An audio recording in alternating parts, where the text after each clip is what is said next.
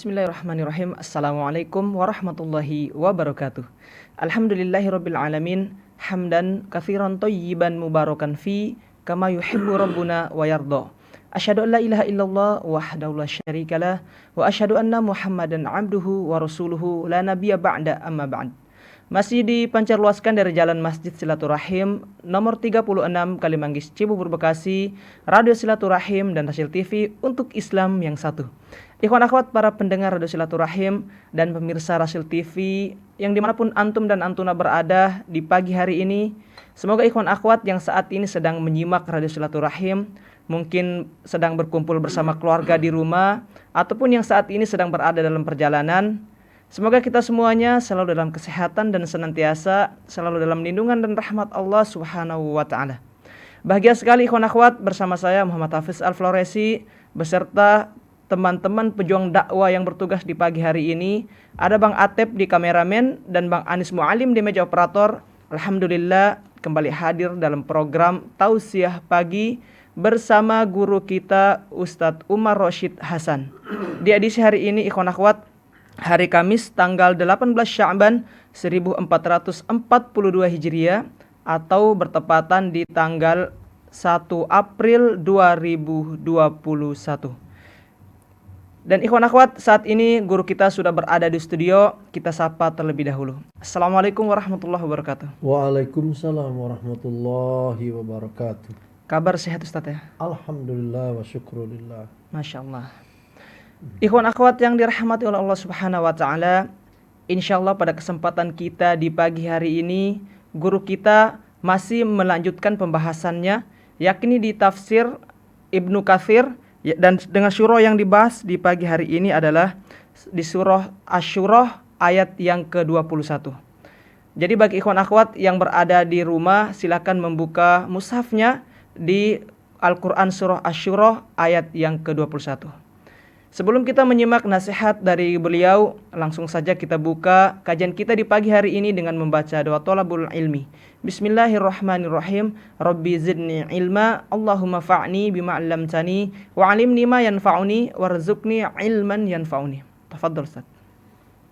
Bismillahirrahmanirrahim. Jazakallah khairan anakku, dan moga-moga pagi ini pagi yang diberkahi oleh Allah Subhanahu wa taala. Amin. Assalamualaikum warahmatullahi wabarakatuh. Alhamdulillahirabbil alamin, wassalatu wassalamu ala asyrafil anbiya'i wal mursalin, nabiyina wa habibina Muhammadin wa ala alihi wa sahabati ajma'in, amma ba'd. Subhanaka la ilma lana illa ma 'allamtana innaka antal alimul hakim wa tub 'alaina innaka antat tawwabur rahim. Allahumma inni a'udzu bika min an adil au udal au azil au uzal au adlim au udlam au ajhal au yujhalu alai. Pendengar setia Radio Rasil dan pemirsa televisi Rasil dan saya berada, sahabat-sahabat semuanya, alhamdulillah di pagi hari ini kita dapat bersua kembali. Yang pekan kemarin saya tidak bisa hadir karena ada suatu hal. Dan pagi ini kita akan membahas surat Asy-Syura ayat 21. Sebagai gambaran ke depan kepada teman-teman yang memang sudah siap menyimak radionya serta Al-Qur'annya sudah dibuka, silahkan dibuka lembaran surat Asy-Syura ayat 21.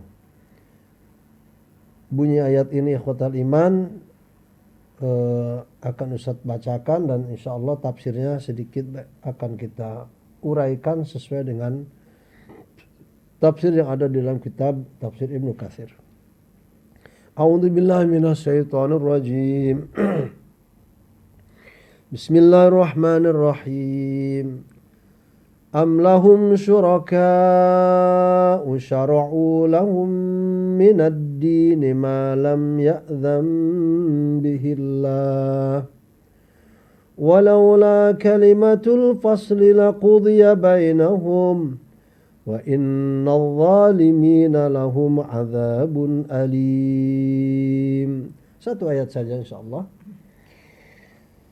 Arti terjemahannya, apakah mereka, yang dimaksudkan mereka itu adalah orang-orang kafir Quraisy dan yang sebangsanya, mempunyai sesembahan-sesembahan selain Allah yang mensyariatkan untuk mereka agama yang tidak pernah diizinkan oleh Allah SWT. Sekiranya tidak ada ketetapan yang telah yang ditentukan Allah SWT, maka tentulah mereka telah binasa atau dibinasakan. Dan sesungguhnya orang-orang yang zalim, orang-orang yang menyembah selain Allah SWT itu akan memperoleh azab yang amat pedih. Inna lillahi wa inna ilaihi raji'un. Na'udzubillah min azabil alim. Pada ayat ini ikhwatal iman ada semacam pelurusan sebetulnya yang harus kita sampaikan ke tengah-tengah masyarakat. Sebelum mereka meninggalkan dunia ini, ketika mereka melakukan suatu pelanggaran-pelanggaran syariat, apakah dari ketentuannya, dari ucapannya, dari kesepakatannya, dari sistem-sistem kehidupannya, atau dari program-program kehidupan yang di luar daripada keinginan Allah SWT yang bagi mereka itu merupakan syariat. Jadi mereka itu menghadirkan syariat yang dibuat oleh mereka, dihadirkan di sisi syariat Allah Subhanahu wa Ta'ala. Ini kita harus melihat bagaimana kalau ia ada, kita luruskan. Nah itu. Maka jikalau nanti tiba-tiba ada yang mungkin masuk kepada bahasan ini, kelompok-kelompok tertentu, Ustadz tidak ada tujuan untuk menyinggung, tidak ada tujuan untuk saling menyakiti, hanya murni dan ikhlas untuk mengajak kembali kepada jalan Allah Subhanahu wa Ta'ala. Karena jikalau kondisi seperti ini dibiarkan berlarut-larut, ini akan menjadi sebuah bencana yang sangat-sangat besar. Karena apa? Karena masyarakat manusia hari ini subhanallah azim banyak sekali yang sudah jauh daripada ajaran Allah SWT. Lalu mereka membuat syariat-syariat tandingan untuk mengisi waktu kehidupan mereka. Ini bahaya. Maka tafsirnya adalah apakah mereka mempunyai sesembahan selain Allah? Ini adalah pertanyaan Allah pada manusia yang mereka itu menyembah selain Allah SWT. Yaitu kelompok-kelompok orang kafir, orang musyrik di sekitar kota Makkah. Maka dalam hal ini himbauan ayat ini adalah pada orang-orang Islam sekalipun yang mereka sama-sama melakukan gitu ya, melakukan pengingkaran ya kan terhadap Islam seperti halnya dulu orang-orang musyrik pada zaman Nabi Muhammad SAW dan orang kafir itu juga mengingkari hal yang sama. Jadi tidak ada bedanya antara orang kafir, orang musyrik dengan sekalipun kita orang Islam sekarang tetapi menolak ajaran Islam, tidak ada bedanya. Ini masalahnya. Jadi sangat berbahaya kalau kita tidak luruskan dan bisa saja nanti ada anggapan bahwa saya masih Islam, saya masih Muslim, padahal dia sudah keluar dari agama Islam. Naudzubillah min dzalik. Maka dengan kesempatan pagi ini semoga yang akan kita bahas ini menjadi apa ya? Menjadi sebuah renungan bersama, terutama sekali pada kelompok-kelompok yang masih menganggap mereka Islam tetapi justru dalam kehidupannya melanggar syariat Islam. Ikhwan fillah yang dirahmati Allah Subhanahu wa taala. Apakah mereka? Siapa mereka itu? Mereka itu hamba-hamba Allah, makhluk Allah Subhanahu wa taala. Yang mereka itu ketika hidupnya, subhanallahil azim, ketika hidup ya, artinya hidup itu bersama syariat. Ketika mereka hidup bersama syariat Allah, yang syariat Allah ini dititipkan untuk disebarkan di dunia ini kepada Nabi terakhir, kepada Rasul terakhir yaitu Muhammad sallallahu alaihi wasallam. Diajarkan tentang akidah, diajarkan tentang keimanan, ya, diajarkan tentang akhlak, diajarkan tentang bagaimana hidup untuk tidak melanggar syariat Islam. Itu semua sudah disampaikan oleh baginda kita Muhammad sallallahu alaihi wasallam. Tetapi khotal iman seperti yang kita tahu dari sejarah, ya Allah ya Rabbi, kembali pada sejarah akhirnya ya. Sebegitu dahsyatnya Rasulullah SAW mendakwahkan syariat Islam ini, Namun pula di sisi itu orang-orang yang tidak senang dengan dakwahnya Rasul menolak, mengingkari, mengejek dan lain sebagainya. Bahkan sebagian mereka menghadirkan gitu loh.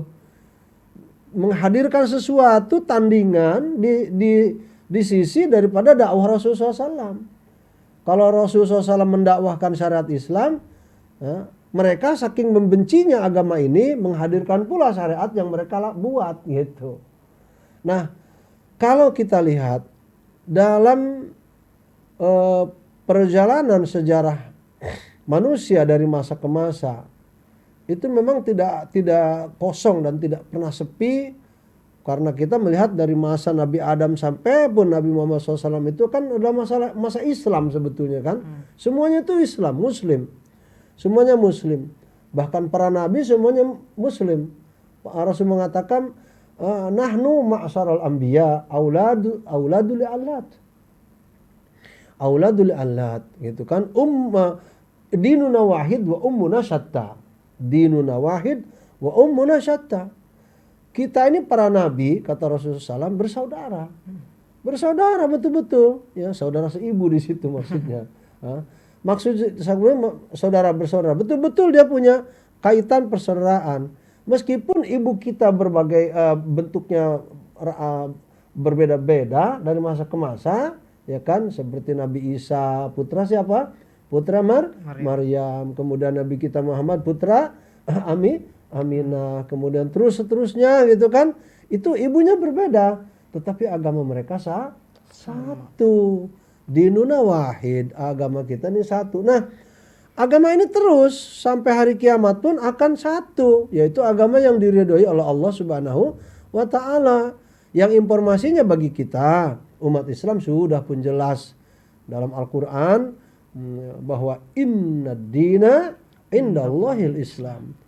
Ya, bahwa agama yang diridhoi di sisi Allah hanya satu, yaitu agama Islam. Bahkan ditekankan oleh Allah Subhanahu wa taala, barang siapa yang mencari agama selain Islam, maka sudah rugi mereka di dunia dan akhirat, ya kan? Wa man yabtaghi ghairal islami dina falan yuqbala minhu wa huwa fil akhirati minal khasirin. Siapa saja orangnya, dari dulu sampai sekarang loh masalah ini. Pada zaman dulu syariatnya, siapa yang tidak mencari syariat selain agama yang dititipkan pada nabi mereka, ya jelas mereka termasuk di dalamnya umat Islam ini merugi, gitu kan, tidak akan terima agamanya, syariatnya. Itu bahkan di akhirat mereka akan menjadi orang-orang yang sangat-sangat rugi. Nah, kita akan bahas ikhwatal iman, perkara-perkara yang menjadi syariat kehidupan di sisi kehidupan manusia. Untuk tindakan penyelamatan, coba kita lihat dulu akidah Islamiyah. Akidah Islamiyah itu sudah betul mengajarkan pada kita tentang agama, tentang keesaan Allah, ya kan, tentang syariat yang harus didakwahkan, yang harus tetap dijaga kemurniannya. Tetapi ketika ada kelompok-kelompok yang akan merubah kondisi daripada syariat Allah itu, itulah syariat yang akan kita sampaikan pagi ini. Pertama diantaranya adalah kemunculan liberalisme. Jadi kalau soal liberalisme ini Ustadz setiap saat, setiap pekan menceritakan juga nggak ada masalah. Sebab itu dakwah kita. Ya. Pertama, kemunculan daripada orang-orang liberalisme. Orang liberalisme itu kan mempunyai sistem, mempunyai juga panduan hidup mereka. Itu loh. Dan mereka juga menganggap mereka masih Muslim. Itu loh. Padahal kalau kita tarik garis akidah, Masya Allah, sudah jauh dari agama yang dianggapnya benar itu, yaitu agama Islam. Ya kan? Jadi mereka sudah melenceng jauh. Bagaimana tidak jauh, lawang hukum-hukum Allah oleh mereka dirubah. Maka ini ajakan akhirnya. Kalau mereka tidak mau rugi di akhirat nanti, ajakannya kan kita dakwah sekarang. Kalau mereka tidak mau rugi di akhirat nanti, dan sistem kehidupan mereka tidak mau ditolak oleh Allah, ya kembalilah kelompok liberal ini kepada ajaran Islam. Jangan malah terus menerus mereka menganggap kami masih Muslim, ya kan? Tapi terus menerus agama Islam ini diobok-obok gitu loh. Ini yang harus kita dakwahkan pada mereka, pada kelompok liberal itu, gitu loh. Karena mereka sudah tidak menganggap Al-Quran itu asli. Mereka mengatakan Al-Quran ini tidak relevan dengan zaman. Tuh, itu kembali kepada pertobatan. Tinggalkan sistem-sistem liberal itu, gitu loh. Seperti hanya mereka membagi waris itu perempuan dengan laki-laki disamakan. Kalau Allah kan tidak, keinginannya kan gitu. Dua kali laki-laki, satu kali Perempuan. atau 2 lipat laki-laki, 1 lipat perempuan gitu. Nah, ini dirubah oleh mereka. Juga sekarang orang liberal luar biasa dengan menghadirkan pada kehidupan ini LGBT. Ini selalu harus kita bicarakan masalah ini. Sebab apa? Kalau tidak kita dakwahkan mereka, mereka semakin semena-mena. Semakin perbuatan ini dianggap benar. Itu, maka kita harus dakwahkan pada mereka. Sekali lagi ikhwatal iman pada kelompok ini, kalau tidak mau rugi di akhirat, dan kalau memang mereka mau bahagia di dunia dan akhirat, tinggalkan perbuatan-perbuatan dari syariat yang mereka bentuk, yang mereka buat, itu kan dari sistem-sistem kehidupan mereka. Tolong kiranya ditinggalkan, bertaubatlah kepada Allah Subhanahu wa Ta'ala. Nah, itu. Kemudian ada lagi bentuk-bentuk penyesatan dalam Islam ini, seperti kelompok Syiah yang tidak mengakui daripada sahabat-sahabat Rasul, ya kan, yang tidak mengakui kepada kemuliaannya istri-istri Rasul sallallahu alaihi wasallam. Bahkan mereka juga menghadirkan syariat lain di sisi syariat Islam, kan begitu. Nah, mereka juga diancam bakal rugi di akhiratnya. Kalau mereka tidak mau rugi, yuk kita dakwahi kembali kepada ajaran yang benar, kan begitu, agar mereka-mereka yang sekarang mengaku muslim itu tetap pada kelompok muslim yang sesungguhnya. Jadi jangan sampai nanti kita ini dapat nasihatnya dari Ustadz Umar masalah ini, padahal kita juga muslim. Ya kita lihat saja, kalau muslim kan sudah ada panduan, ada guide bagaimana cara kita hidup sesuai dengan agama Islam. Manakala sudah tidak bersamaan dengan agama Islam, besar kemungkinan mereka sedang hidup pada syariat yang mereka buat sendiri. Naudzubillah min dzalik. Itu. Kemudian juga ada kepada kelompok yang ketiga, yaitu kelompok Ahmadiyah. Soal Ahmadiyah ini secara nasional itu sudah difatwakan oleh MUI kesesatannya. Karena mereka menganggap bahwa Nabi Muhammad ini bukan nabi terakhir. Masih ada nabi yang boleh muncul ke dunia. Maka mereka ramai-ramai memilih nabi dari India. Siapa nabinya? Yaitu Mirza Ghulam Ahmad. Kan begitu. Nah, itu sudah sesat sekali. Berarti sudah keluar dari agama Islam, kan? Nah, MUI sudah menentukan itu. Nah, kita berdakwah sama kelompok ini dengan sukacita, dengan sayang kita sama mereka. Kalau mereka tidak mau rugi, kan begitu. Maka kembalilah kepada ajaran Islam yang sesungguhnya. Inna dina indallahi Islam. Yang Islam ini sudah memiliki panduan, memiliki syariat yang utuh, tidak boleh dirubah-rubah, tidak boleh ditambah-tambah, gitu kan? Bahwa rukun iman ada 6, rukun Islam ada 5. Gampang, sederhana Islam ini, kan begitu. Kemudian kelompok-kelompok lain, kelompok ateis sekarang. Sekarang orang Islam banyak yang berbondong-bondong masuk ke ateis, masuk ke komunis. Sekarang ini zaman kita hidup. Maka kalau mereka betul-betul umat muslim dan mau diakui kalian ini orang Islam, maka taubatlah pada Allah, tinggalkan agama-agama yang bertentangan dengan Islam itu. Sekarang umat Islam ini kan mengakui adanya Allah, ya kan, keesaan Allah. Tetapi hari ini ikhwan, banyak umat Islam yang memisahkan diri dari Islam, memeluk agama lain, terutama keyakinan-keyakinan yang menjurus pada tidak adanya pengakuan terhadap Allah, yaitu orang komunis, orang ateis. Nah, kelompok-kelompok ini banyak sekali di dunia ini, termasuk juga kepada kelompok pluralisme. Itu mereka punya sistem hidup yang berjauhan sekali bertentangan sekali dengan agama Islam. Nah, pada kelompok-kelompok yang Ustaz sebutkan itu, selama mereka hidup di dunia dengan sistem kehidupan mereka, Ustaz hanya bisa menyampaikan yang hak ini di tengah-tengah kehidupan.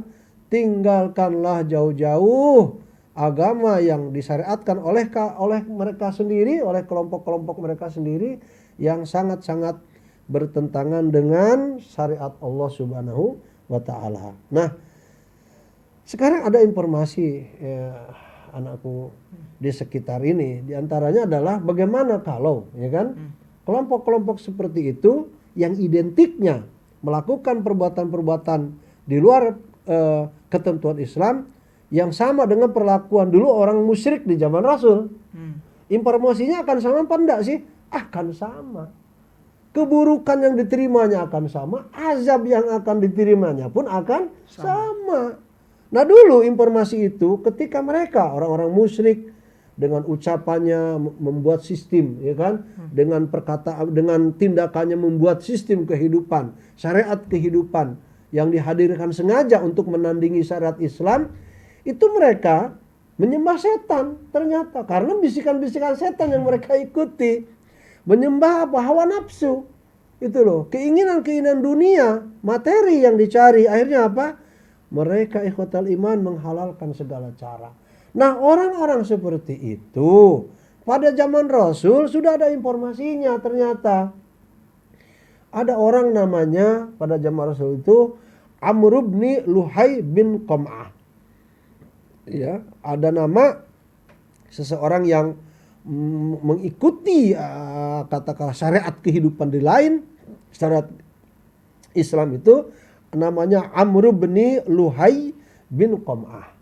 Apa kata Rasul tentang orang ini? Yang ini nanti kita kolerasikan, ya kan? Kita nisbatkan kepada kondisi hari ini orang yang seperti dia.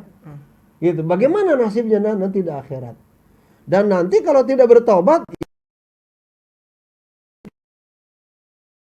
maka Rasul Shallallahu Alaihi Wasallam menyampaikan kepada kita tentang informasi seseorang yang bernama Amr bin Luhai bin Qam'ah tadi. Apa kata Rasul?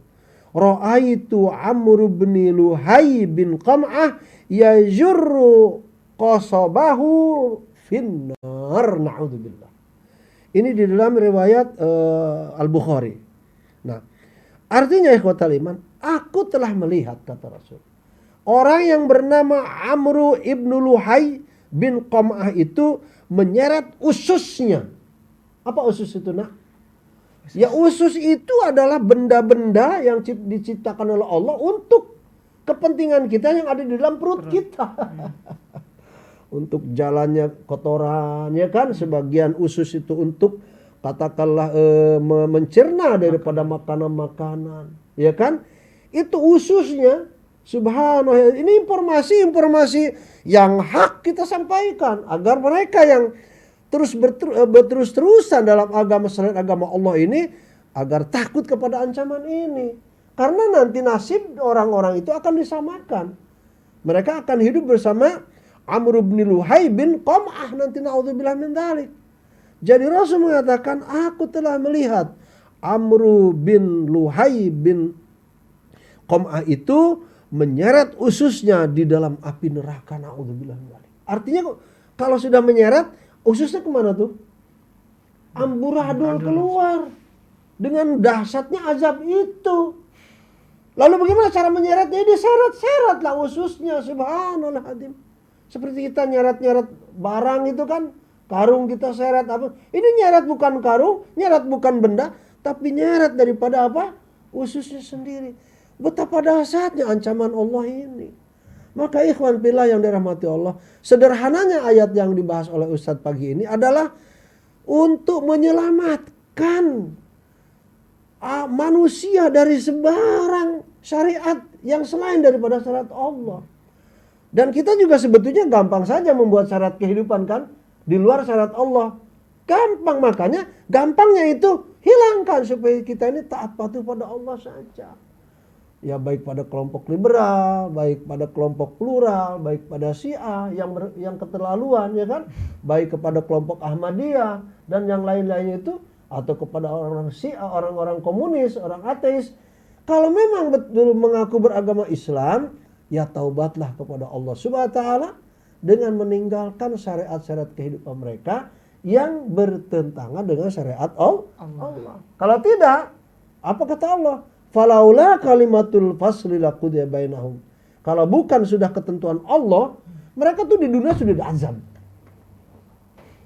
Kelompok-kelompok seperti itu yang di luar hidup dari syariat Islam, kalau bukan ketentuan Allah, Itu sudah diazab oleh Allah Subhanahu wa taala. Apa tidak ingat pada masa dulu orang-orang yang menyembah patung, orang-orang yang menyembah berhala, orang-orang menyembah hawa nafsu, ya kan? Termasuk di demo kaum Lut, ya kan? Yang mengedepankan pria dengan pria. Apa sekarang tidak seperti itu LGBT? Banyak. Ya kan? Nah, ini masalah besar di negara kita terutama. Apakah pada zaman dulu orang yang menyembah berhala tidak dihancurkan? Terutama kepada kelompok kaum Lut, Allah tibankan batu-batu pada mereka, ya kan? Makanya mengazab ataupun mengkisos orang yang liwat, ya, yang suka pada laki-laki dengan laki-laki, itu harus dilempari batu sampai mati. Itu azabnya. Atau dijatuhkan dari atas ke jurang yang paling dalam. Itu azabnya, siksaan dan ancamannya. Apa ini tidak ngeri buat kita? Maka ikhwatal iman, mari selama kita masih hidup di dunia ini, berpikir sehatlah sebelum kita kembali kepada Allah Subhanahu wa taala. Ustadz bisanya berkata dan ceramah seperti ini kepada teman-teman yang memang, karena teman-teman Ustadz juga ada di sana, nah. Teman-teman Ustadz banyak di sana. Kalau Ustadz tidak bicara mungkin nanti disalahkan. Wah, kamu juga dulu di dunia nggak nasihatin saya. Kalau begitu kan gimana sama teman? Kan begitu. Teman Ustadz tuh ada yang sudah profesor, udah doktor, udah MA. Di sana mereka. Maka dengan kalau mereka mendengarkan pun nasihat ini, tidak ada lain niatnya adalah untuk supaya meninggalkan ikhwatal iman yang dirahmati Allah, syariat-syariat di luar daripada syariat Islam. Akhirnya kita mengajak kepada semua elemen masyarakat untuk bertaubat kepada Allah Subhanahu wa taala. Tidak banyak nasihat Ustadz pada pagi ini, hanya untuk sparring saja istilahnya kan, pemanasan untuk supaya kita berpikir terhadap keberadaan kelompok-kelompok yang di luar syariat Islam yang mereka membuat syariat tandingan di sisi daripada syariat Allah Subhanahu wa taala. Terutama sekali niatnya mengajak agar mereka melucuti keyakinan-keyakinan syariat mereka, sedikit-sedikit bertaubat, tinggalkan hal-hal yang tidak baik, ya kan, yang berbau pelanggaran pada syariat Islam dan kembali taubat. Maka kalau mereka bertaubat pada Allah, apa kata Rasul? At-taibu minadz-dzambi kaman la dzambalah. Orang yang bertaubat dari dosa-dosa itu seperti dia tidak pernah memiliki dosa apapun. Ya kan? Itu indah buat kita berpikir sejenak saat kita hidup di dunia.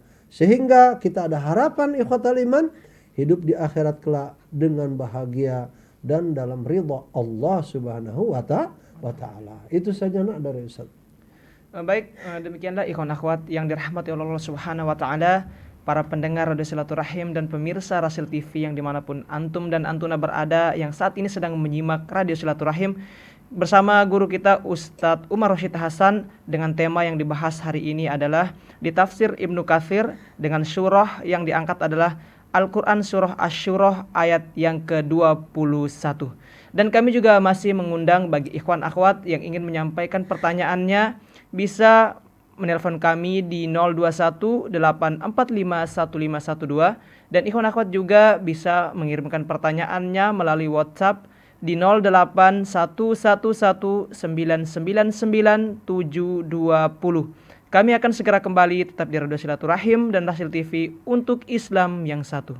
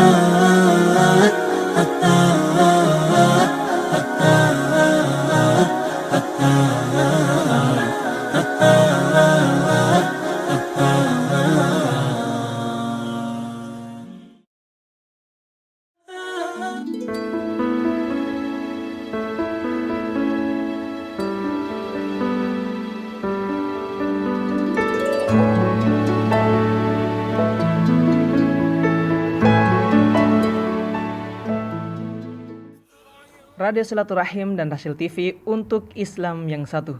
Ikhwan akhwat, para pendengar Radio Silaturahim dan pemirsa Rasil TV yang dimanapun antum dan antuna berada, terima kasih Anda masih setia menyimak kajian kita di pagi hari ini bersama guru kita Ustadz Umar Rashid Hasan.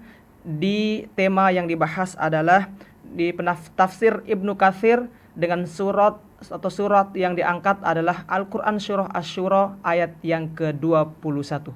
Dan ikhwan akhwat, kita sudah memasuki di segmen yang kedua dan kami akan membacakan pertanyaan-pertanyaan dari ikhwan akhwat yang sudah masuk di pagi hari ini. Pak Ustadz, ini pertanyaan pertama datangnya dari Bapak Abdul Hanif di Jakarta Selatan. Assalamualaikum warahmatullahi wabarakatuh. Waalaikumsalam warahmatullahi wabarakatuh. Pak Ustadz, penjelasannya Masya Allah, syukron, jazakallahu khair, sangat menyentuh sekali Pak Ustadz.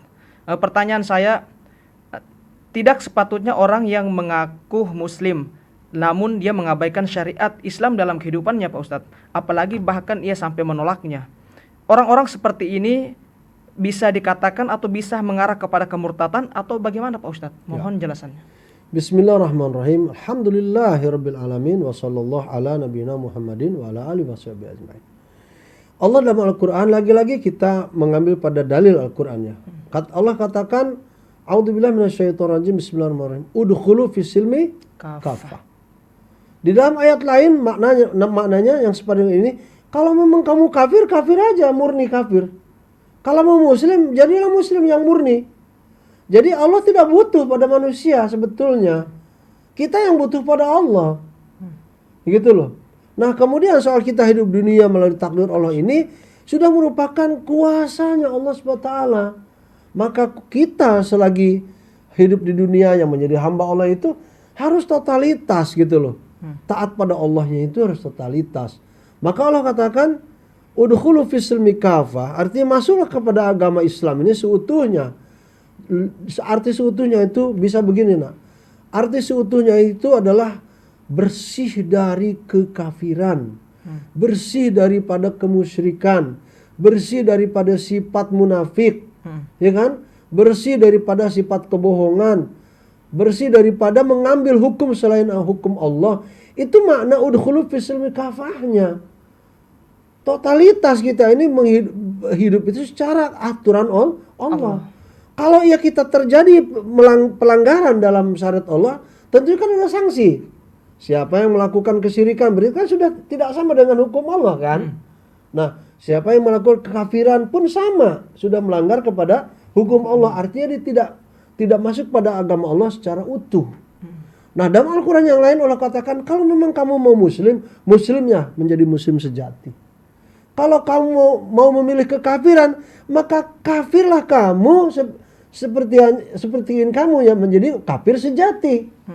Nggak usah dicampur aduk gitu loh. Ini kafir sama muslim digabungkan, menjadi gak jelas, ya kan? Menjadi gak jelas. Dia masih mengatakan saya muslim, tetapi kenyataan hidupnya melanggar hukum-hukum Allah, gitu loh. Makanya ulama besar mengatakan kalau pelanggaran itu dapat mengeluarkan diri mereka dari agama Islam, ya kita nggak segan-segan mengatakan mereka bukan muslim lagi. Tetapi ada pelanggaran itu yang dilakukan oleh manusia yang belum mengeluarkan diri mereka dari Islam. Mereka tetap muslim, namun bahaya mereka juga. Mereka diancam dengan azab Allah karena apa? Karena mereka melakukan dosa-dosa yang sangat besar. Itu ancamannya nak. Jadi sekarang ini antara mereka-mereka yang subhanallahil-adzim melanggar hukum Allah dari kelompok yang nggak usah disebutkan lagi ya, tadi sudah banyak, dan memang kalau kita cerita lebih banyak lagi, ya kan? Mereka itu ustadz rasa ya, ustadz rasa orang terpelajar, ya kan? Tetapi dengan terpelajarnya itu malah melawan Allah, gitu loh. Nah dulu juga ada pada zaman Nabi Musa itu kan yang menghancurkan katakanlah kekuasaan Fir'aun itu hanya dua unsur saja. Pertama unsur ulama dan keduanya unsur ekonomi. Itu yang menghancurkan daripada kerajaan Fir'aun. Yang menghancurkan kerajaan Fir'aun itu ulama sebetulnya. Siapa? Bal'am bin Al-Bawra. Bal'am bin Al-Bawra ini ulama besar pada saat itu. Tetapi dengan pernyataan-pernyataan ilmiahnya itu menghancurkan kerajaan Fir'aun sendiri. Dan yang menghancurkan dari dalam adalah orang yang memiliki ekonomi yang kuat. Siapa? Korun. Itu yang menghancurkan kerajaan. Bukan Fir'aunnya loh. Yang menghancurkan itu bukan Fir'aunnya. Tetapi ring yang ada di dalamnya. Gitu loh. Ya bisa jadi memang Fir'aun rusak ya kan. Tetapi keinginan dia kan mempertahankan kerajaan. Sampai dia membunuh semua bayi laki-laki. Itu sarana untuk apa? Upaya untuk mempertahankan kerajaannya kan. Ya. Tetapi lebih dahsyat daripada itu. Ulama dan pemilik ini uang banyak ini yang menghancurkan kerajaan Fir'aun sendiri. Maka ikhwan fillah yang dirahmati Allah, mari kita lihat sejarah Rasul dalam berdakwah. Kalau kita tadi menjawab pertanyaan Bapak apa tadi? Abdul Hanif ini, alhamdulillah Pak Abdul Hanif menyimak gitu kan. Artinya gini, ucapkanlah pada Islam itu aslam tuh. Kalau sudah aslam tuh berarti kita sudah memeluk agama Islam yang seutuhnya. Jangan dirubah Islam itu. Jangan menghadirkan pada Islam sesuatu yang bukan milik Islam. Atau jangan mengurangi milik Islam yang sudah baku. Itu bahaya. Karena Rasul sendiri ikhwan mengatakan dalam dakwahnya, umirtu an uqatilan nasa. Aku diperintahkan oleh Allah untuk memerangi semua jenis manusia bahkan. Hatta yashhadu an la ilaha illallah wa anni Muhammad Rasulullah.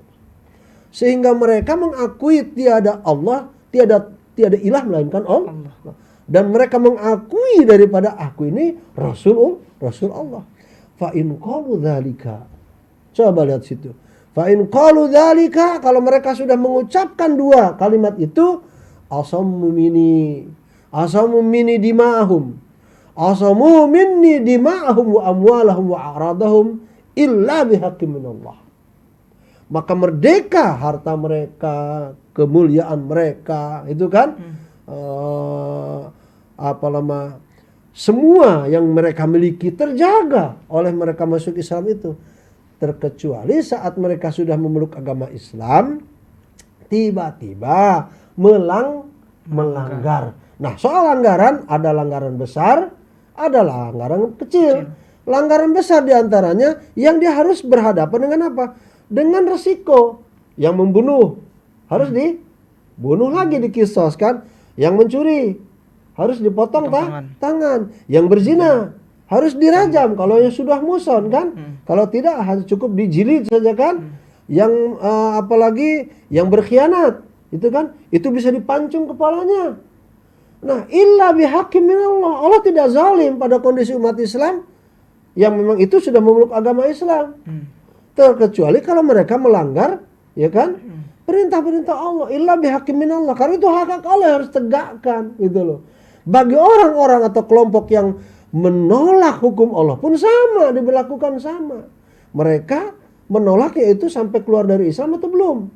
Kalau sudah keluar dari Islam dengan penolakan mereka terhadap, ya kan, hukum-hukumnya, ya mau nggak mau kita labelkan pada mereka bukan Muslim. Nggak usah ragu kan gitu. Oleh karenanya dakwah ini penting buat masyarakat kita. Semoga apa? Semoga keyakinan masyarakat terhadap Islam semakin kuat, ya, akidah semakin kokoh.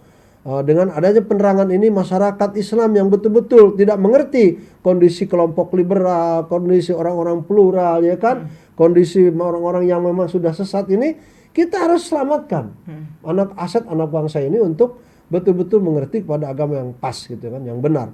Maka dakwah berikutnya adalah kepada generasi kita ini, pelajari agama dengan baik, ya kan. Kalau agama itu sedikit di SMA, di STM, ya cobalah di pesantren, ya kan begitu. Pelajari agama dengan baik di pesantren, ya kan. di halaqoh-halaqoh, ya kan? Kemudian juga di katakanlah rumah-rumah kiai agar mulazamah dengan ulama-ulama. Tidak mesti resmi pesantren, tapi mulazamah. Sekarang nih Ustadz lagi mendakwahkan begini. Para ustadz ini sudah tidak layak, apalagi ustadz seperti ustadz sudah tua begini ya. Tidak layak ustadz-ustadz ini mendatangi jamaah. Sudah tidak layak. Kita ini sudah tidak layak mendatangi jamaah. Jamaah di Jakarta Selatan lah, jamaah di Jakarta Timur lah, jamaah di Jakarta Utara lah. Orang setua kita sudah tidak layak. Yang harus terjadi sebaliknya. Anak-anak muda itu yang harus datang ke rumah ustadz. Dan ini akan mengembalikan pada cara Pelajaran dulu. masa-masa lalu. Ya. Jadi bukan ustadz yang mendatangi jamaah. Ini keliru. Yang benar adalah dari semenjak dulu. Yang benar adalah dari semenjak dulu ulama itu didatangi masyarakat, bukan masyarakat didatangi ulama. Ini kebalik. Maka sekarang kita tekankan, anak-anak muda jangan malas. Anak-anakku di mana saja berada. Kalian yang masih SMA, kalian yang masih STM, meskipun di STM di SMA, pelajaran agama sedikit, jangan malas.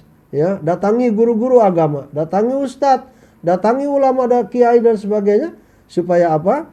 Betapapun kalian dapat ilmu umum lebih banyak porsinya, tapi di saat yang sama kalian akan terus mendapatkan siraman-siraman nasihat dari para alim ulama yang insya Allah agama ini akan mereka perjuangkan. Dan alhamdulillah teman ustadz ada yang dari SMA hafal Quran. Dan kemarin jadi gubernur kan. itu kalau ustadz jadi dari SMA itu anak ulama juga tuh. Itu jadi jawabannya pada Pak Hanif seperti itu. Wallahu a'lam bishawab. Baik, syukron jazakallahu khair. Semoga terjawab ya Pak Hanif pertanyaannya. Pak Ustadz, ini ada komentar dari Bapak Andi di Kompleks Al-Azhar Cipadu Ciledug Pak Ustadz.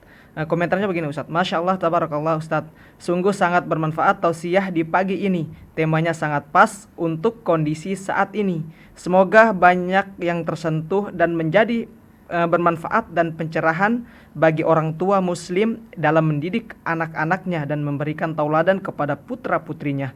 Insya Allah ini akan menjadi anak yang soleh dan generasi milenial yang sangat kuat akidah Islamnya. Amin. Terima kasih Ustadz, syukron jazakallahu khair. Amin ya rabbal alamin. Ini Ustadz juga akan mengulas betapa bahayanya kalau kelompok-kelompok ini tidak pernah diungkap di media, terutama media radio seperti ini. Kalau kita tidak ungkap nama-nama kelompok itu, seakan-akan tidak ada kan? Iya. Padahal keberadaan semakin menggurita. Nah ini kesadaran kita dai-dai ini harus ada keberanian mengungkapkan yang hak dalam kehidupan ini. Agar apa? Agar masyarakat itu terselamatkan. Bahayanya begini, andai kata, dan ini sudah menjadi kenyataan, kelompok-kelompok yang Ustaz sebutkan tadi itu sudah masuk kepada wilayah pesantren. Mereka sudah masuk ke wilayah politik. Mereka sudah masuk ke dunia-dunia subhanallah perekonomian, peradaban. Ya kalau kita tidak ungkap seperti ini, seakan-akan kelompok itu tidak ada. Tidak ada. Padahal keberadaannya sangat merisaukan masyarakat. Makanya sharing ini alhamdulillah kepada Bapak yang di Cipadu tadi, semoga dunia, ya kan, pendidikan, perekonomian, dunia politik, bahkan peradaban ini lambat laun selamat daripada ancaman keberadaan mereka, terutama sekali pendidikan pesantren yang hari ini ada dunia pesantren ini dimasuki oleh kelompok-kelompok seperti itu. Wallahu a'lam bishawab. Baik, semoga terjawab.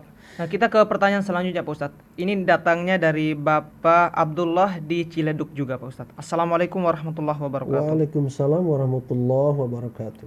Pak Ustadz, bagaimana menurut Pak Ustadz dengan adanya para ulama yang sering perang dalil dalam menetapkan syariat sehingga terjadi kebingungan di antara umat? Bagaimana menyikapi hal tersebut? Syukron jazakallahu khair. Bismillahirrahmanirrahim. Keberadaan dalil atau nas-nas sharih, ya kan, ada dalil nakli, ya kan, ada dalil akli. Itu keberadaannya bukan untuk dipertentangkan, bukan untuk diperdebatkan. Semua kita ulama pun sudah sepakat bahwa keberadaan dalil itu hanya untuk menjelaskan kedudukan hukum. Ibarat ada dalil nih, siapa yang mencuri dipotong, ambil Al-Quran sebagai dalilnya. Hadisnya mana nih? Secara akalnya seperti apa, kan gitu. Ya, kalau akal lebih kepada nanti kepada analogi kan gitu. Ini bukan untuk diperdebatkan. Dalil-dalil itu untuk menjelaskan kedudukan hukum Allah, kan gitu. Maka dalilnya pun harus dari Al-Quran dan Sunnah. Kalau berkaitan dengan hukum Allah gitu. Maka keberadaan dalil itu sekali lagi bukan untuk diperdebatkan. Tetapi sekarang yang hidup adalah apa? Dalilnya itu untuk diperdebatkan malah. Untuk supaya aku ini lebih unggul. Iya. Aku ini lebih pintar darimu. Aku ini lebih ulama darimu. Ini masalah besar di kalangan ulama sebetulnya. Jadi kalau memperjuangkan kelompok seperti ini nih, memperjuangkan dalil-dalil itu untuk perdebatan, yang ada adalah apa? Perpecahan nantinya. Yang ada adalah kelemahan daripada dalil itu sendiri. Hanya diperdebatkan, hanya diaplikasikannya tidak. Makanya yang paling benar adalah aplikasi. Kenyataan dari hukum itu harus ditegakkan, dihidup-hidupkan di dalam kehidupan manusia. Ngapain diperdebatkan terus? Orang yang maling terus potong tangan. Ya, kayak yang satu lagi, enggak, karena dia orang miskin kok maling, gitu kan? Dia maling wajar orang miskin. Kemudian hasil malingnya juga diberikan sama kelompok orang miskin. Yang begini enggak mesti dipotong tangannya dong. Terus ribut. Maka nanti malah apa? Malah dangkal itu. Kalau mau, ajakan Ustadz adalah silahkan kita menguasai dalil yang banyak, ya kan, setelah kita belajar sampai MA, sampai doktor, sampai profesor, tapi tujuan kita meraih gelar titel tersebut, mau jadi profesor kah, doktor atau MA kah, adalah untuk tujuan yang mulia, adalah untuk tujuan yang sesuai dengan keinginan Allah, li'ila'i kalimatillah, untuk menegakkan daripada kalimat Allah, sehingga agama ini tersebar luas dengan adanya embel-embel kita jadi profesor. Jangan malah kita jadi profesor dari doktor, jadi MA, hukum Allah semakin mandul. Kita semakin terbawa arus, ya kan, mencintai dunia dengan gelar kita jadi profesor itu. Na'udzubillah min dzalik. Wallahu a'lam bishawab. Baik, semoga terjawab kepada Bapak Abdullah di Ciledug. Kita ke pertanyaan selanjutnya Pak Ustadz. Ini datangnya dari Bapak Tukio di Ciputat. Assalamualaikum warahmatullahi wabarakatuh. Waalaikumsalam warahmatullahi wabarakatuh. Pak Ustadz, saya izin bertanya. Saya melihat kondisi umat Islam sekarang, khususnya para ulama kita banyak yang dizolimi. Bagaimana caranya kepedulian kita terhadap sesama muslim akan hal ini Pak Ustadz? Terus terang hati saya sangat menangis terhadap kejadian-kejadian ulama yang dipersekusi. Syukron, jazakallahu khair. Bismillahirrahmanirrahim. Ustadz ingat kepada hadis Rasulullah SAW, unsur akhaka zaliman au madluma. Unsur akhaka zaliman au madluma. Tetaplah pada kondisi harus saling membantu. Bantulah saudaramu. Unsur akhaka. Bantulah, tolonglah saudaramu. Apakah dia dalam keadaan yang dizolimi atau saat saudaramu itu menzolimi? Kondisi sekarang kan cuma itu. Ya. Sekarang hanya ada dua, yang dizolimi dan yang menzolimi. Kedua-dua kelompok ini tetap kita harus menasihati. Kepada kedua-dua kelompok kita harus tetap menolong. Sehingga ditanya, ya Rasul bagaimana kita? Kalau menolong orang yang dizolimi kita sudah mafhum. Mengerti caranya kan gitu. Tetapi bagaimana caranya menolong orang yang menzolimi kan gitu. Rasul menjelaskan di hadisnya adalah, cara kamu menasehati orang yang zolim, yang sedang melakukan kezoliman, nasihati agar dia berhenti dari kezolimannya, itu saja. Karena kelompok yang sekarang sedang marak dibicarakan oleh media massa, ya kan, oleh masyarakat luas, baik di nasional atau internasional, hanya dua kelompok ini, yang zolim dan yang madlum, itu kan. Ada pelaku kezoliman, ada yang dizolimi. Ini maka kita tetap pada etika saling menasihati, saling memberikan pertolongan pada mereka. Udah jelas kalau kita memberikan pada pertolongan yang dizolimi, seperti ulama-ulama kita dipersekusi sekarang ini kan, yang selama seperti kita juga belum tentu nanti di masa akan datang. Dan semoga Allah tetap menjaga kita kan begitu nak. Kita harus tetap membantu mereka. Arti membantu begini, yang dizolimi sekarang, subhanallah azim, ulama besar. Orang mah karismatik, orang mah banyak pengikutnya kan gitu. Kita nasihati pada beliau, semoga Allah menjaganya, semoga disabarkan hatinya menghadapi fitnah seperti ini.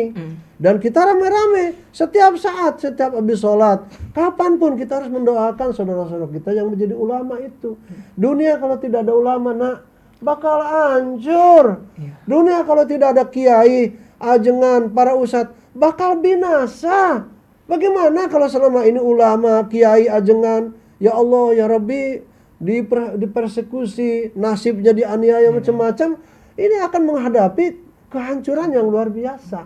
Maka nasihat Ustadz kepada yang dizolimi dari ulama-ulama ini, bersabar sebentar, insya Allah Ta'ala ujian ini akan berlalu. Ujian ini akan menghasilkan sebuah subhanallah kebahagiaan buat bersama. Maka kembali tadi kepada yang sedang melakukan kezaliman, takutlah pada Allah, ya kan? Takutlah pada ancaman azab Allah SWT kalau kezaliman ini tidak dihentikan. Maka cara berhentinya dari kezaliman sedikit-sedikit tentunya. Yang tadinya banyak melakukan kezaliman, tinggalkan satu. Dan semoga Allah SWT semakin memperbaiki akhlak, ya kan, yang menzolimi dan akhlak anak bangsa ini. Maka insya Allah Ta'ala satu saat Ustadz yakini benar bahwa di negara kita pun antara yang zalim dengan yang mazlum akan akur kembali. Akan saling menyapa kembali, akan saling berpelukan kembali, mengakui salah satunya mengakui dosanya, kesalahannya, dan yang satunya memaafkan kesalahan dan dosa kawannya. Ini yang Ustadz yakini, satu saat Indonesia akan seperti ini. Wallahu alam, dan insya Allah akan terjadi. Wallahu alam bisawab. Baik, semoga terjawab. Ke pertanyaan selanjutnya Pak Ustadz. Ini datangnya dari Bapak Naryo di Jakarta. Assalamualaikum warahmatullahi wabarakatuh. Waalaikumsalam warahmatullahi wabarakatuh. Pak Ustadz, saya punya tetangga orang Nasrani. Mereka bertanya, kok Islam itu agama yang mengajarkan kekerasan ya, sering ngebom sana sini seperti yang baru-baru terjadi di Makassar itu Pak Ustadz. Ya. Pertanyaannya itu sangat menusuk sekali Pak Ustadz. Cuman saya bingung mau menjawab seperti apa. Bagaimana tanggapan Ustadz mengenai hal ini? Syukron jazakallahu khair. Bismillahirrahmanirrahim. Ustadz akan mengatakan sebagai jawabannya, kulil haqqa walau kana murra. Katakan yang hak meskipun pahit. Tetapi kita harus tahu dulu yang haknya. Kalau kita tidak mengerti yang hak, jangan dulu mengatakan. Karena kita bisa memfitnah orang. Kan gitu. Jadi kulil haqqa walau kana murra. Katakan yang benar itu meskipun pahit. Dalam pertanyaan ini pertanyaan kalau salah jawab, ini seakan-akan mengadu domba. Ya kan? Mengadu domba masalah ini. Kita jangan terprovokasi. Yang jelas kita fokus pada agama Islam. Tidak mungkin, ya kan, orang Islam yang berakal sehat dan dia menjaga agamanya itu menjadi pembunuh. Tidak akan mungkin, ya kan, orang yang beragama Islam yang akalnya sehat itu berzina, ya kan, ngebom, berjudi, minum arak, ya kan, melegalkan miras. Tidak akan mungkin, karena bukan ajaran Islam. Sekarang yang bertanya dari orang Kristen itu mungkin mewakili, ya, keberadaan orang Kristen. Betul yakin nggak yang mengebomnya orang Islam itu? Kalau belum tahu kejelasan siapa yang ngebomnya, jangan coba-coba bertanya seperti itu. Kita cross check dulu kan gitu. Sehingga betul enggak nih orang Islam. Kalau Ustadz lihat perkara-perkara pengeboman dari dulu, bom Bali pertama, bom Bali kedua, bom Marriott, ya kan, yang terjadi di mana-mana itu, Ustadz hanya ingin mengutip informasi yang disampaikan oleh Presiden Gus Dur. Yang itu sudah viral di mana-mana. Sudah viral di mana-mana. Dia berbahasa Inggris, ya, ketika ditanya diwawancara oleh wartawan orang luar, yang dijawab adalah seperti itu. Saya tidak akan jauh banyak mengatakan, tapi rujuk pada informasi seperti yang disampaikan oleh Presiden Gus Dur. Saat itu dia jadi presiden. Nah, oleh karenanya ini masalah yang berkaitan dengan apa? Dengan kondisi. Makanya anak bangsa ini harus bersatu. Kalau tidak bersatu akan terjadi seperti itu. Dan saya yakin yang ngebom itu bukan orang Islam. Kalaupun dia orang Islam, hanya oknum saja yang ingin mencoreng-moreng syariat Islam. Silakan eksekusi sesuai dengan ajaran agama kan gitu. Kalau perlu dieksekusi mati, eksekusi mati. Kalau memang betul sudah kedapatan pelakunya kan gitu. Kalau belum kedapatan pelakunya, maka kita harus menahan diri untuk tidak berbicara di luar daripada pengetahuan kita. Kalau kita tahu, katakan yang betul, yang tahu itu harus disampaikan. Kalau tidak, kita lebih baik berdiam diri untuk selamat, kan begitu. Wallahu a'lam bishawab. Kepada kondisi seperti ini, Ustaz hanya kemarin juga Ustaz bukan tidak menyimak dan tidak mengikuti istilahnya kondisinya. Masya Allah, Ustaz hanya mengelus dada. Aduh, anak bangsa ini sedang apa? Sedang akan diadu domba dengan kondisi seperti naudzubillah min dzalik. Kita sadarkan diri kepada hal seperti itu. Kita banyak doa, semoga apa yang terjadi di negara kita ini, Allah SWT tetap sayang kepada anak bangsa Indonesia ini, insyaallah taala. Baik, semoga terjawab. Kita ke pertanyaan selanjutnya Pak Ustadz. Ini datangnya dari Bapak Sodikin di Jakarta Timur. Assalamualaikum warahmatullahi wabarakatuh. Waalaikumsalam Pak Sodikin, Masya Allah. Pak Ustadz, di dalam Al-Quran, yakni di Al-Quran surah Al-Munafikun, di ayat yang pertama di situ Allah mengatakan, dan Allah menyaksikan bahwa orang-orang munafik itu benar-benar pendusta. Pertanyaannya, ayat di atas ditunjukkan kepada siapa Pak Ustadz? Apa kepada orang kufar atau kepada orang yang mengaku muslim? Ya. Syukron jazakallahu khair. Bismillahirrahmanirrahim. Hadisnya sudah jelas. Ayatul munafiqina tsalas. Ya kan? Idza hadas kadzab wa idza wa'ada akhlaf wa idza tumina khan.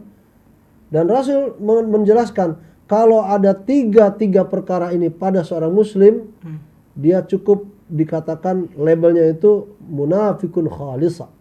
Munafik khalis. Kalau ada tiga perkara sifat-sifat yang disebutkan oleh Rasul tadi pada diri seseorang, kalau bicara dusta atau bohong, kalau dia berjanji tidak tepat janjinya, kalau dia dipikulkan di atas pundaknya amanat itu tidak pernah terjadi, tidak pernah dilaksanakan.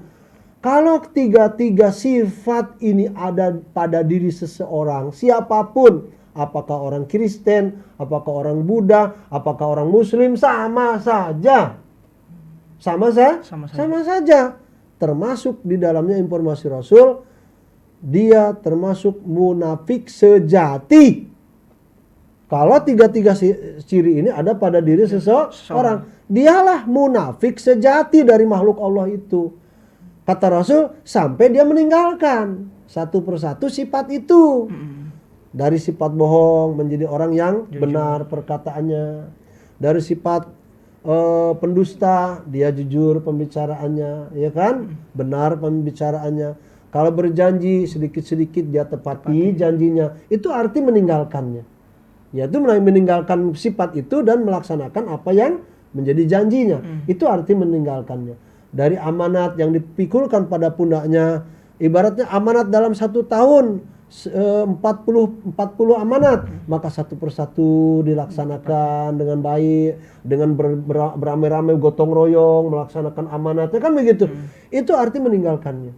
Arti meninggalkan itu melaksanakan amanat yang dipikulkan pada dirinya. Nah, ada sifat-sifat itu pada diri seseorang, sekali lagi ikhwan, maka dia menjadi munafik sejati sampai dia meninggalkan sifat-sifat munafiknya. Nah, anak bangsa kita ini, subhanallah, ya kita tidak menyalahkan siapa. Kondisi sekarang ini banyak bermunculan orang yang berdusta, berbohong. Banyak orang bermunculan berjanji di muka umum janjinya melalui media lagi. Tapi mana bukti janjinya? Tidak ada, ya kan? Kalau diberikan amanat, ya amanat itu hanya untuk memperkaya diri. Na'udzubillah min dzalik. Ini nasihat penting buat semua masyarakat. Tidak tertuju pada satu golongan saja, tetapi pada seluruh anak bangsa kita. Agar menghindarkan sifat-sifat munafik tadi. Kalau tidak, negeri ini akan dipenuhi oleh orang-orang munafik. Na'udzubillah min dzalik. Wallahu a'lam bishawab. Masya Allah. Dan orang-orang munafik itu memang azabnya paling berat. Iya, di bawah, di nerakanya paling bawah. Intipnya. Kalau kita anak nasi, kan ada intip paling bawah yang hitam. Mereka nasibnya seperti itu nanti di neraka jahanam. Na'udzubillah min dzalik. Baik, Pak Ustadz, kita ke pertanyaan terakhir Ustadz ya. Terakhir? Iya Ustadz, ini waktu sudah sangat mepet sekali Pak Ustadz. Ini pertanyaan datang dari hamba Allah di Cengkareng. Assalamualaikum warahmatullahi wabarakatuh. Waalaikumsalam warahmatullahi wabarakatuh. Pak Ustadz, saat ini kita sangat mengetahui dan sudah banyak melihat Banyak ulama-ulama yang bergelar tinggi sampai profesor Pak Ustadz, tapi perkataan dan fatwa-fatwanya bahkan sangat bertentangan dengan syariat Islam Pak Ustadz. Seperti halnya hijab sudah dikatakan wajib malah disunahkan atau di lain sebagainya Pak Ustadz. Bagaimana menanggapi akan hal ini? Syukron, jazakallah khair. Bismillahirrahmanirrahim. Allahumma inna a'udzubika min an adil au udal au azil au uzal au adlim au udlam au ajhal au yujhalu alai. Kenapa Ustaz mengulangi doa ini? Karena khawatir kita ini dalam hidup tiba-tiba mengajarkan kesesatan. Ya kan? Mengajarkan agar orang ini berubah agama dari apa yang kita miliki. Semisal kita bergelar profesor, doktor, MA, LC lah katakan. Tiba-tiba dari mulutnya malah mengeluarkan sesuatu yang berbahaya buat masyarakat. Allah tidak butuh pada manusia yang bergelar profesor sekalipun. Ketika dengan amanat embel-embelnya profesor doktor MA itu malah bertentangan dengan hukum Allah. Allah telah melarang yang namanya khamr itu, ya kan?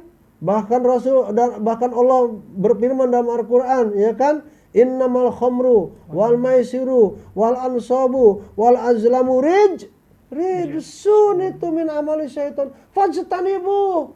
Tiba-tiba ada profesor doktor MA melegalkan seperti ini. Ya sama saja, nggak ada manfaatnya. Bahkan dampaknya akan buruk pada dirinya. Masyarakat akan tahu, oh ngapain kamu jadi profesor kalau begitu? Ngapain kamu jadi dokter kalau begitu? Berpihak pada keburukan, ya kan? Berpihak pada kezaliman. Berpihak bukan pada hukum Allah. Jadi sekarang sudah betul-betul kata tadi Bapak, banyak orang yang bergelar profesor doktor, tapi kok malah semakin jauh daripada Allah SWT. Untung kita bukan profesor gitu kan. Ya, untung kita bukan dokter ya, meskipun kita sedang dalam proses itu. Tapi na'udzubillah min dzalik. Semoga ke depan insyaallah taala kita akan, anak bangsa ini akan bisa melahirkan melalui dunia pendidikannya, baik dari pesantren, dari pendidikan umum, akan melahirkan profesor, doktor, MA, bahkan LC yang lebih bertakwa pada Allah, yang lebih berakhlak mulia kepada Allah, sehingga dunia ini akan diberikan oleh Allah pada mereka sebagai penerus perjuangan bangsa ini. Kan begitu. Andai kata Ustaz tidak salah mendoakan kamu, nanti Muhammad, kamu moga-moga jadi profesor muslim yang sejati, menjadi dai, menjadi orang yang sayang sama Masya Allah negerinya. Itu doa Ustaz bagi semua orang yang sedang kuliah. Dan Ustaz juga kan mengirim ke luar negeri bersama kawan-kawan, masih tetap bisa. Sekarang ini program kita setiap tahun 19 anak ke Sudan dikirimkan, masih tetap tuh jadi program kita kan. Meskipun sekarang Sudan sedang dikudeta kan. Jadi sekarang memang sedang bermasalah. Tetapi doa itu tidak mesti putus. Doa itu terus dipompa setiap malam tahajud kita. Ada sebagian doa untuk dirinya, untuk keluarganya. Ada sebagian doa untuk anak bangsanya, untuk pemimpinnya. Ada doa untuk anak generasinya. Itu semua doa tadi malam tumpah ruah itu melalui kunutnya kan, kunut di waktu witir. Itu luar biasa. Makanya jangan malas ibadah mendoakan bangsa ini, mendoakan generasi anak bangsa ini. Semoga mereka dapat menggantikan profesor, dokter, MA yang sekarang akhlaknya tidak baik. Ke depan insya Allah Indonesia akan dipenuhi, diwarnai ikhwatal iman dengan profesor, ya kan, dokter MA, apakah lulusan Mesir, lulusan Madinah, lulusan Mekah. Dan Ustaz sudah ketemu sama rektor Ummul Qura. Itu mereka beliau menantang, Ustaz Umar, indaka tulab, na'am ya Syekh, arsiluna tulabkum. Kirimkan kepada kami pelajar-pelajar kamu. Wih, dasar ditantang itu. Yang mana dia 4 tahun 6 tahun di sana jadi dokter yang taat pada Allah, dokter yang berakhlak mulia, dokter yang selalu setiap saat meningkatkan takwanya pada Allah. Andai kata itu dialami oleh bangsa kita dari Sabang sampai Merauke, Ustaz tidak panjang, 10 tahun yang akan datang penuh di Indonesia ini profesor yang betul-betul takwa pada Allah. Dan itu yang bisa kita titipkan perjuangan bangsa ini pada mereka. Wallahu alam bissawab. Baik, semoga terjawab ya kepada hamba Allah yang berada di Cengkareng. Pak Ustadz, sayang sekali Pak Ustadz, waktu kita sudah sangat mepet sekali, jadi bisa disimpulkan bahasan kita di pagi hari ini. Ya, ada perjumpaan, ada perpisahan. Setiap saat kita bertemu, setiap saat juga kita berpisah. Bertemu dengan ketakwaan, berpisah dengan ketakwaan, bertemu dengan nasihat, berpisah dengan nasihat, itu sesuatu yang indah. Dan soal nasihat bukan hanya pada diri kita dan keluarga kita. Banyak di luar rumah kita orang yang sedang menanti nasihat kita. Orang yang berbuat zalim sebetulnya mereka tuh tidak mau melakukan kezaliman. Kalau bukan terpaksa. Kalau bukan kondisi. Coba kondisi dan keterpaksaan itu kita hilangkan melalui nasihat. Siapa tahu, ini Ustadz husnuzan pada Allah. Kalau mereka yang sedang melakukan kezaliman hari ini lalu mendengarkan nasihat Ustadz Umar, siapa tahu pulang ke rumah dia berpikir, ya kan, dia berpikir, bagaimana kalau saya mati besok masih dalam keadaan kezaliman. Bagaimana nasib saya nanti di akhirat? Jangan-jangan seperti tadi nasibnya siapa? Kan gitu. Yang menyeret-nyeret apanya? Ususnya nanti di akhirat. Na'udzubillah min talik gitu loh. Makanya sekarang sebelum nasi menjadi bubur. Kalau nasi jadi bubur bisa kembali kepada nasi enggak? Enggak bisa. Sebelum segala sesuatu terlambat, alangkah baiknya itu kan telitilah sebelum membeli. Kan dulu ada pesan moral, ya. Teliti sebelum membeli, teliti hidup ini sebelum kita masuk ke dalam neraka Allah Subhanahu wa taala. Berhati-hati. Hidup ini adalah ujian, gitu loh. Hidup kita adalah betul-betul harus dihadapi dengan keimanan dan ketakwaan kita pada Allah Subhanahu wa taala. Wallahu a'lam bishawab. Baik, syukron jazakallahu khair Ustadz atas ilmunya di pagi hari ini. Semoga bermanfaat buat ikhwat akhwat semuanya. Amin. Amin ya rabbal alamin. Demikianlah ikhwan akhwat yang dirahmati oleh Allah Subhanahu wa taala, tausiah kita di pagi hari ini bersama guru kita Ustadz Umar Rashid Hasan dengan membahas di tafsir Ibnu Katsir dengan surat yang dibahas adalah Al-Qur'an surah Asy-Syura ayat yang ke-21. Dan semoga nasihat dari beliau dapat kita bisa ambil pelajaran dan hikmahnya sehingga bisa kita aplikasikan dalam kehidupan kita sehari-hari dan terutama bisa meningkatkan kualitas iman dan takwa kita di sisi Allah Subhanahu wa taala. Sekali lagi kami juga mengucapkan jazakallahu khair atas ilmunya di pagi hari ini Ustadz. Semoga Ustadz dan keluarga selalu dalam lindungan dan rahmat Allah Subhanahu wa taala. Akhir kata bersama saya Muhammad Hafiz Al-Floresi beserta teman-teman pejuang dakwah yang bertugas di pagi hari ini. Ada Bang Atep di kameramen dan Bang Anis Mu'alim di meja operator. Mohon undur diri dari ruang dengar Anda. Subhanakallahumma wa bihamdika asyhadu an la ilaha illa anta astaghfiruka wa atubu ilaik. Ila liqa. Wassalamualaikum warahmatullahi wabarakatuh.